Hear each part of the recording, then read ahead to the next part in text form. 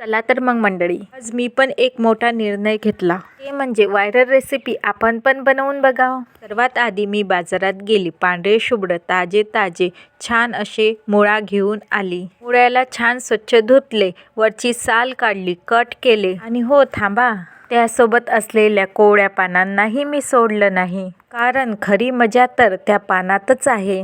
किस्सा सांगते. लहानपणी आई जेव्हा मुळा कापायला घ्यायची तेव्हा आम्ही मुळ्याचा वास येईल म्हणून घराबाहेर पडायचो. पण आई म्हणायची हा मुळा म्हणजे पोटासाठी औषध आहे.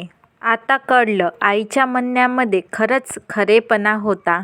जगामध्ये सर्वांसाठी आईची माया आणि प्रेम सर्वांसाठी आवश्यक आहे. आता मी हा मुळा आणि त्याची पानं छान बारीक चिरून घेतलेली आहे. आता आपला मॅजिक बॉक्स म्हणजे ग्राइंडर काढू. त्यामध्ये मुळ्याची पाने आणि कापलेला मुळा हे सर्व टाकून देऊ. बारीक चिरलेला कांदा आणि भरपूर लसण सोबत थोडा हिरवा सांबार. पण थांबा, पिक्चर अभी बाकी है.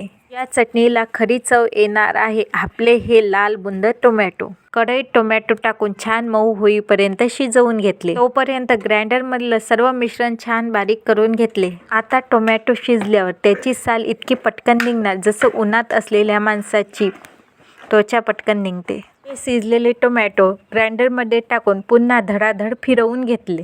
आता हे सर्व मिश्रण एका प्लेटमध्ये काढून घेऊ.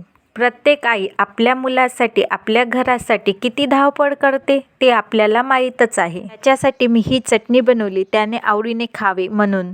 थोडी चटणी, धने पावडर, चवीप्रमाणे मीठ, सोबत 1 ते 2 चमच कच्चे तेल. कच्चे तेलाने जी चव येते ती कशातच नाही. आता यामध्ये जाणार म्हणजे जिभेची चव वाढवणारा आपला खास चाट मसाला.